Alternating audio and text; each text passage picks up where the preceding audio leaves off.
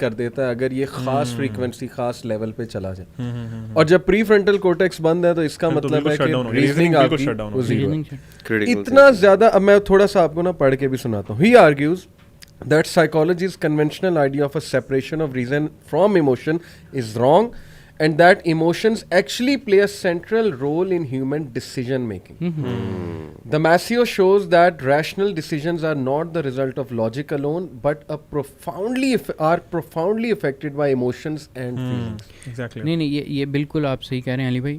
देखें, जो भी आप इंफॉर्मेशन प्रोसेस करते हैं ना, हमारा ब्रेन पहले उसे इसमें लेके जाता है, इस वाली नोड में, लिम्फिक नोड में, और फिर उसके बाद जो है वो आपका वो प्रीफ्रंटल कॉर्टेक्स और उस तरफ जाती है। यानी आपका वो उसकी परसेप्शन जो है वो हमेशा किसी ना किसी लेवल पर क्लाउडेड होगी एक इमोशनल एलिमेंट के साथ। This is inevitable. System I think back side पे होता है या मिड में है, बट प्री फ्रंटल कोर्टेक्स सबसे आगे है। हाँ जी, कि अल्लाह ने बनाया ऐसे कि चीज प्रोसेस होके प्री फ्रंटल कोर्टेक्स तक आए और वहां से फिर तुम्हारे मुंह से निकले डेफिनेटली, या तुम डिसीजन बाद में लो। वैसे भी हमारे जितने सॉन्ग्स हैं, चाहे वो इंग्लिश हो चाहे बॉलीवुड हो, वो ज़्यादातर आपके इमोशंस को मैनिपुलेट कर रहे होते हैं। मतलब उसमें रैशनल या लॉजिकल तो मेरे ख्याल कोई बात नहीं होती उनके लिरिक्स में, वो all about emotions. Some people may argue, मैं सिर्फ एक ऐड कर दूं कि ये लोग साइकोलॉजी झाड़ रहे हैं, इन्हें क्या बता।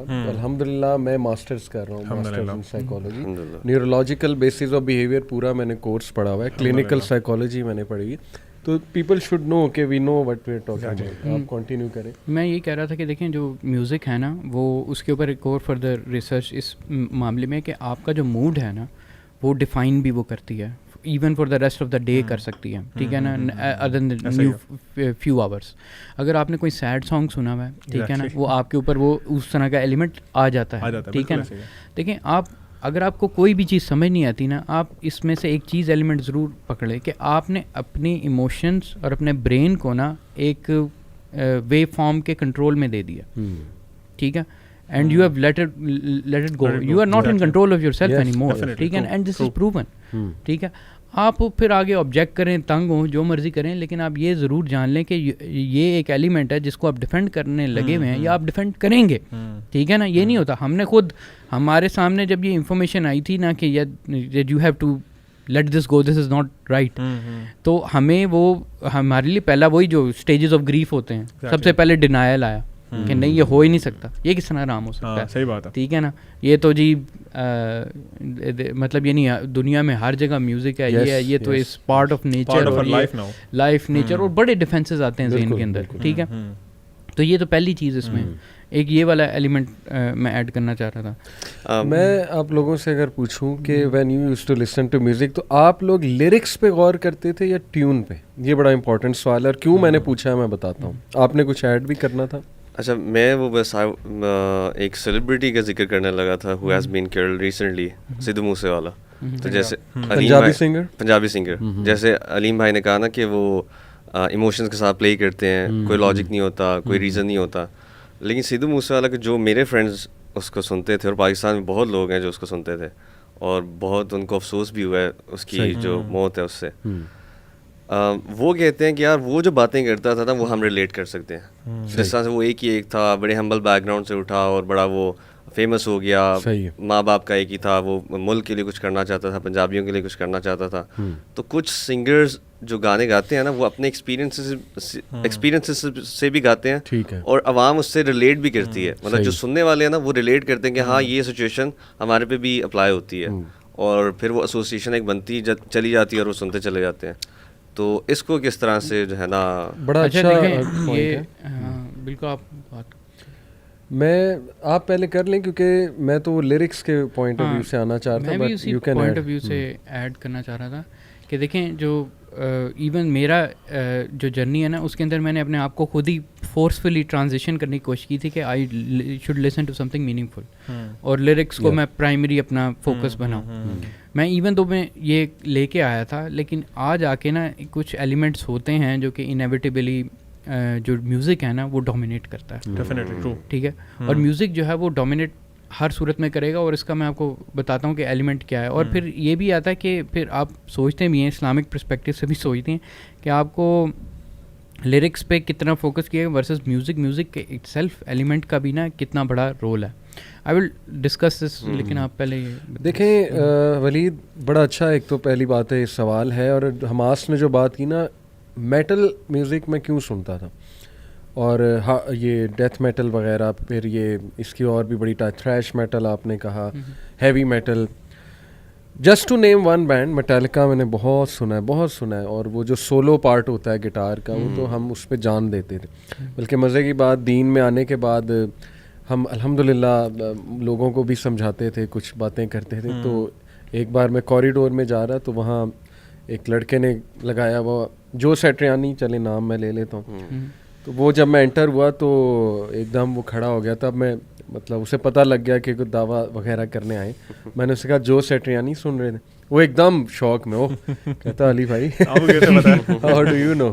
तो एनीवे ये चीज़ मैं इसलिए बता रहा हूँ कि we use to listen these people because हमें इनमें मीनिंग मिलता था. And we had not yet found a better philosophy और a better meaning, let's say that. और जस्ट टू कोट, कई गाने हैवी मेटल के लिटरली ऐसे हैं कि आई कैन सेफली से कि उनमें, मैं ये तो नहीं कहूँगा कि इस्लाम नज़र आ रहा है, लेकिन उनमें एक बहुत डिसेंट फिलॉसफी नज़र आ रही. कई गाने उनके लिरिक्स में कोट कर सकता हूँ which would make me think about how fake this life is, how you know fancy हमने एक आर्टिफिशियल वर्ल्ड क्रिएट कर लिया. मेटल सॉन्ग्स की ज़्यादातर थीम यही है. एक सीधा मैं फिर नाम ले जा रहा हूँ, फेक इट उसका था, और उसमें वो ये था कि वो एग्जैक्टली ये चीज़, मतलब यानी मेरे लिए वो फिलोसफिकली बड़ा स्ट्रॉन्ग सॉन्ग था कि मुझे बताता है कि वाकई में जो आजकल की जो दुनिया है ना, it is something else, and जो एक्चुअल रियलिटी है ये कि ये बहुत ज़्यादा फेकनेस है. इवन दो वो खुद लोगों के अंदर वो खुद वो हिपोक्रेट्स हैं, ये सारे हिपोक्रेट्स हैं, ठीक है ना. ये सारी वो चीज़ें फॉलो करते हैं जिसके खिलाफ बोलते भी हैं, लेकिन इसके बावजूद उसमें एक रियलाइजेशन और फिलोसफी उनके गाने. इसका ताल्लुक है, sorry to cut you, lyrics के साथ. हम म्यूजिकल इंस्ट्रूमेंट्स के इफेक्ट्स की बात करें, देखिए लिरिक्स कुड बी गुड. मेरा बबल पता है कैसे टूटा था, जब मैंने देखा कि यार लिरिक्स कमाल. मेरा बबल ऐसे टूटा था when I peaked into their personal lives. मैंने कहा खुद तो शराबी कबाबी लड़कियां फैंस बनाई हुई हैं, लिरिक्स में कह रहे हैं ये गलत है वो गलत है.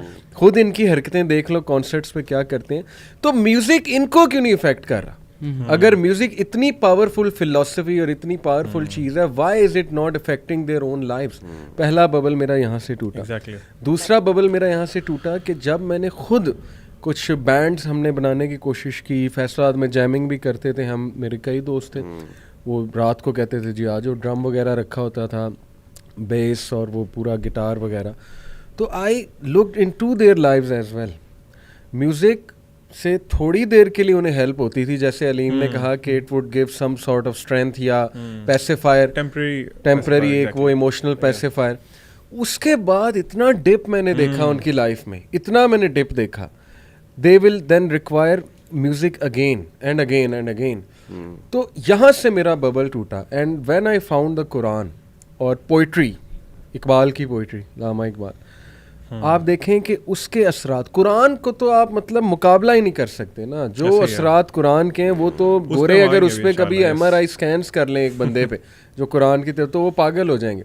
वो सारा उसका ब्रेन का MRI स्कैन देख के. तो वहाँ से मेरा बबल टूटा कि यार जो फिलॉसफी, जो मीनिंग मैं ढूंढ रहा था लिरिक्स में, म्यूजिशियंस के लिरिक्स में, लुक एट द कुरान. और लामा इकबाल की पोइट्री मौजूद है, कितनी स्ट्रॉन्ग पोइट्री. और भी कई पोइट, पंजाबी के बड़े शायर हैं, बड़ा अट्रैक्ट करती है. इंसान की नेचर है, पोइट्री इंसान को अट्रैक्ट करती. तो आप जो बात कर रहे हैं ना, वो पोइट्री की बात है. लेकिन वो लोग जो आपके दोस्त हैं ना, उनसे काउंटर सवाल हमें ये करना चाहिए कि अगर ये इतनी स्ट्रॉन्ग और अच्छी चीज़ है, why is it not changing them? Exactly. Why is it not helping them? ये मेरा जो है ना, बिल्कुल ऐसे ही है. अलीम आप जी. अली भाई, इसमें मैं एक चीज़ ऐड करना चाहूँगा कि हमारी यूथ के ना एक बड़ी गलत परसेप्शन भी है, और कुछ हमारे सो कॉल्ड जो स्कॉलर्स हैं उन्होंने भी ना बहुत परसेप्शन चेंज कर दिया है कि लोग समझते हैं कि यार म्यूज़िक हराम नहीं है. बहुत सी यूथ जिस तरह भी हमास कह रहे थे ना, डिनाइल फेस होता है, तो उसमें वो अपने आप को ना ये जस्टिफिकेशन दे रहे होते हैं कि म्यूज़िक हराम नहीं है, हो सकता है मकरूह हो, या मतलब डिफरेंट उसकी वो ना अपनी तावीलात पेश करते हैं. मैं कुछ चीज़ें ना कुरान से एक तो आयत कोट करना चाहूँगा, बिल्कुल करें, जिसमें अल्लाह ताला ना बिल्कुल क्लियर फरमा रहे हैं। अल्लाह ताला फरमा रहे हैं वमिन अन्नासि मन यश्तरी लहवल हदीसी लियुदिल्ल अन सबीलिल्लाह। सही। अल्लाह ताला फरमाते हैं कि इंसानों में से कुछ लोग ऐसे हैं जो कि ना फजूल आइडल टॉक्स, फजूल चीज़ें ख़रीदते हैं ताकि वो लोगों को अल्लाह के रस्ते से गुमराह करें। सही। अच्छा, पर्सनली मैं इसको इस आयत को ना अपने हाथ से रिलेट भी करूँगा। इससे पहले मैं सहाबा का कुछ ना अकवाल बता दूँ, क्योंकि कुरान को सबसे पहले समझने वाले ना सहाबा कराम थे रज़ियल्लाहु अन्हुम। आप सल्लल्लाहु अलैहि वसल्लम ने उनको सिखाया, आप सल्लल्लाहु उनके टीचर थे, तो सबसे बेस्ट जो इंटरप्रिटेशन है वो उन्हीं की है। इब्न मसूद रज़ियल्लाहु ताला अन्हु जो कि मुफस्सिर कुरान है और बहुत अजीम सहाबी हैं, वो इस आयत के बारे में जब पूछा गया ना उनसे कि लहवल हदीस से क्या मुराद है इस आयत में, तो उन्होंने अल्लाह की कसम खा के कहा कि ये म्यूज़िक के बारे बात हो रही है, यानी ये सॉन्ग्स और म्यूज़िकल इंस्ट्रूमेंट्स के बारे में बात हो रही है। हसन अल बसरी का भी यही कॉल है कि ये म्यूज़िकल इंस्ट्रूमेंट्स के बारे में ये जो आयत है रिवील हुई है। इसके अलावा इब्नुल क़य्यिम इतने बड़े स्कॉलर हैं, वो तो ये उन्होंने तो बात अपनी एंड इस बात पे की कि देखें सहाबा का और ताबईन का जो कॉल है ना इस आयत के बारे में, दैट इज़ सफिशेंट इनफ। यानी उसके बाद तो बात ही नहीं बनती ना कि अपनी कोई तावील की जाए या कोई नई इंटरप्रिटेशन निकाली जाए। ट्रू। तो मुझे हैरत होती है हमारे जो इस सेंचुरी के जो सो कॉल्ड स्कॉलर्स हैं, मैं नेम नहीं लूँगा किसी का, लेकिन वो अपनी पता नहीं किस तरह की इंटरप्रिटेशन करते हैं। वो कहते हैं जी ये चीज़ हलाल है, ये हराम है, तो उससे ना यूथ को थोड़ा सा वो लूप होल मिल जाता है और वो फिर उसी के साथ स्टिक रहते हैं।